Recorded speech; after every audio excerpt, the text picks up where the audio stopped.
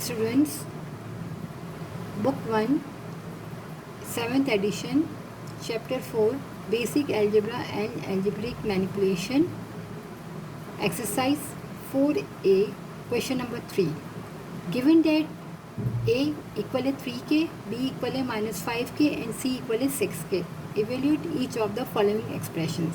यहाँ पर भी जैसे कि लास्ट बार क्वेश्चन नंबर 2 में भी हमारे पास कुछ क्वेश्चंस में एक्सप्रेशन गिवन थी और जिसमें हमें इवेल्यूएट करना था और सबकी हमारे पास वैल्यूज़ गिवन थी. तो इस पार्ट में क्वेश्चन में भी हमारे पास कुछ वैल्यूज़ गिवन है ए बी सी की और हमें 4 पार्ट्स दिए हुए हैं. तो सबसे पहले हम स्टार्ट करते हैं पार्ट ए. पार्ट ए में हमारे पास है ए की वैल्यू हमारे पास है यहाँ पर 3 मल्टीप्लाई हो रहा है सी से. सी की वैल्यू है 6 माइनस बी की वैल्यू है -5. हमने सारी वैल्यूज़ को पुट कर दिया. 3 को 6 से किया तो 18 माइनस इंटू माइनस प्लस और 5. 18 को और 5 को हम ऐड कर ले तो हो जाएगा हमारे पास 23 और 3 को हम 23 से मल्टीप्लाई करेंगे तो 69 answer. Part B. A B की power square minus A C. A की वैल्यू हमारे पास है 3, बी की है -5 पावर दिया हुआ है स्क्वायर माइनस ए की वैल्यू हमारे पास है 3 और जो मल्टीप्लाई हो रहा है सी से. सी की वैल्यू है 6. पहले हम क्या करेंगे 3 लिखा हमने क्योंकि डायरेक्ट मल्टीप्लाई नहीं कर सकते क्योंकि पावर हमारे पास स्क्वायर है.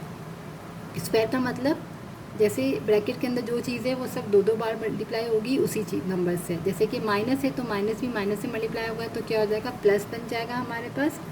और 5 को 5 से करेंगे तो बनेगा 25 और पावर स्क्वायर है यानी इवन नंबर है तो साइन हमारी पॉजिटिव हो गई. यहाँ 3 6 हमारा हो गया 18. अब 3 को अगर मैं 25 से मल्टीप्लाई करूँ तो बनता है 75. यहाँ हमें प्लस लिखने की नीड नहीं होती बट मैं आपको एक्सप्लेन कर रही हूँ इसलिए मैंने आपको बताया. अदरवाइज़ यहाँ हम सिर्फ ब्रैकेट में 25 लिख सकते हैं क्योंकि 25 लिखेंगे और कोई साइन नहीं उसका मतलब वहाँ पर प्लस की साइन होती है तो वो प्लस हमें शो करने की नीड नहीं होती. तो बना हमारा पास 75. जैसे कि हाँ स्टार्टिंग में हम ये 75 पॉजिटिव है लेकिन हम लिखते ही नहीं है तो यहाँ पे हमें नीड नहीं होती है. और यहाँ के -18. अब 75 में से मैं 18 को माइनस करूँगी तो बनेगा मेरा 57. पार्ट सी.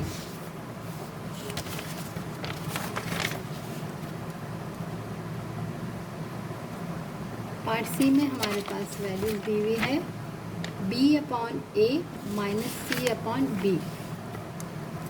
b/a minus c/b. b की वैल्यू है मेरे पास -5 डिवाइडेड a की वैल्यू है 3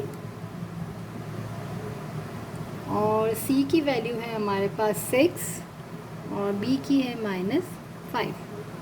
ये हमने पुट कर दी. अब हमने -5/3 लिख लिया और ये साइन जो है सेंटर वाली से मल्टीप्लाई हो जाएगी माइनस इंटू माइनस प्लस. देखा जाए तो ये दोनों एक दूसरे से कैंसिल भी हो सकती है लेकिन ये यहाँ पर जो है सेंटर वाली साइन से मल्टीप्लाई कर देते हैं कि माइनस इंटू माइनस हमारा बन गया +6/5. अब यहाँ माइनस है यहाँ प्लस है माइनस प्लस माइनस होता है बट बात वही आ गई फ्रैक्शन फॉर्म में.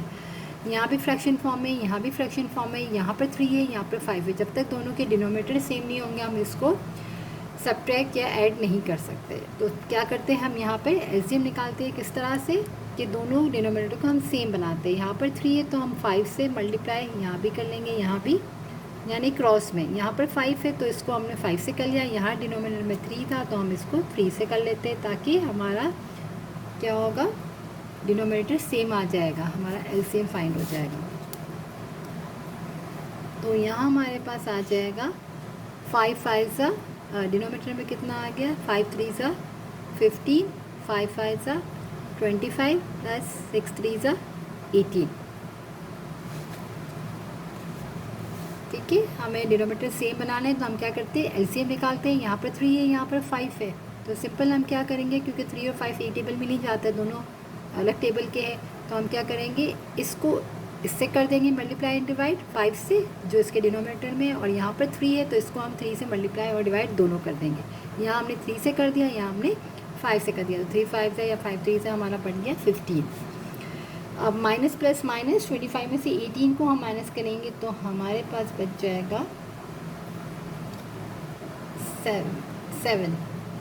ठीक है, तो यहाँ बचा 25 में से 18 गया तो 7/15, और 25 और 18 में से कौन बड़ा है, 25 बड़ा है। 25 में की साइन क्या है, माइनस, तो यहाँ आंसर में आएगा -7।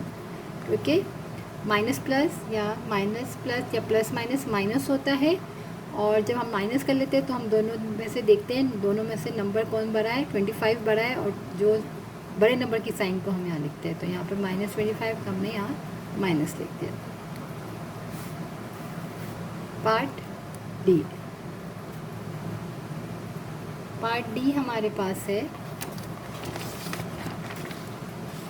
b plus C divided a, b plus C divided a plus C divide by b, a plus C divide by b, और सेंटर में प्लस की साइन। अब हम वैल्यूज़ को पुट कर लेते हैं। b की वैल्यू है हमारे पास -5, प्लस c की वैल्यू हमारे पास है 6, a की वैल्यू हमारे पास है 3, तो a है 3, c है हमारे पास 6, और b की वैल्यू हमारे पास है -5। अब यहाँ पर क्या हो गया, ये दोनों के नीचे है 3, तो हम क्या करेंगे, इसको हम माइनस प्लस कर सकते हैं क्योंकि दोनों के नीचे 3 है, तो 6 में से 5 गया तो 1 डिवाइड बाई 3, क्योंकि 6 और 5 ये माइनस है, ये प्लस है, 6 में से 5 को माइनस किया तो 1, और बड़ा नंबर क्या है 6, इसकी साइन प्लस है, तो यहाँ हमारे पास +1, तो प्लस हमें यहाँ लिखने की नीड नहीं है। 1/3 हमने लिखा, प्लस 6 और 3 को हमने ऐड किया तो कितना हो गया, 9 डिवाइड बाई -5। अब यहाँ पर जो साइन है यहाँ सेंटर से मल्टीप्लाई कर देंगे सबसे पहले, माइनस प्लस माइनस 9/5। अब 1/3 को माइनस करना है 9/5 से, तो फ्रैक्शन फॉर्म दोनों की डिफरेंट है। सबसे पहले हमें क्या करना पड़ेगा, हमें निकालना पड़ेगा एलसीएम, और ये यहाँ पर भी डिनोमिनेटर में दोनों में क्या है कि यहाँ पर 3 है और ये 5 है, तो जैसे कि लास्ट पार्ट में भी हमने किया था, तो क्या करते हैं, दोनों अलग टेबल के हैं, तो सिंपल यहाँ डिनोमिनेटर में 5 है तो यहाँ हम 5 से मल्टीप्लाई भी करेंगे और डिवाइड भी, और यहाँ पर 3 है तो हम यहाँ 3 से मल्टीप्लाई एंड डिवाइड करेंगे, ताकि क्या हो जाएगा, दोनों की एक दूसरे के अपोजिट से हम मल्टीप्लाई कर देंगे तो हमारा जो डिनोमिनेटर है वो सेम आ जाएगा, 3 5 ज़ा 15 या 5 3 ज़ा 15। तो ये हमने क्या किया, एलसीएम निकाल लिया, 1 5 ज़ा 5 और 9 3 ज़ा 27। अब दोनों के नीचे 15 है तो हम उसको प्लस माइनस कर सकते हैं, यहाँ प्लस है यहाँ माइनस है, तो प्लस माइनस माइनस 25 में से 5 को माइनस करेंगे तो 22 आ जाएगा, और 27 बड़ा है तो उसकी साइन माइनस है तो यहाँ माइनस बचेगा, डिवाइड बाई 15। अब ऊपर बड़ा नंबर है नीचे छोटा है तो हम क्या करते हैं, डिवाइड करते हैं। तो हम क्या करेंगे, 22 को 15 से हम डिवाइड करेंगे। 15 1 ज़ा 15 ही करना पड़ेगा क्योंकि 15 2 ज़ा तो 30 हो जाएगा, नंबर बड़ा हो जाएगा, तो हम करेंगे 15 1 ज़ा 15, और हमारे पास कितना बचा, 7, तो 7 बचा, तो हमारा आंसर आ जाएगा यहाँ पर डिवाइड में 15 1 ज़ा 15, और प्लस किया हमने 7, और यहाँ पर माइनस है आंसर।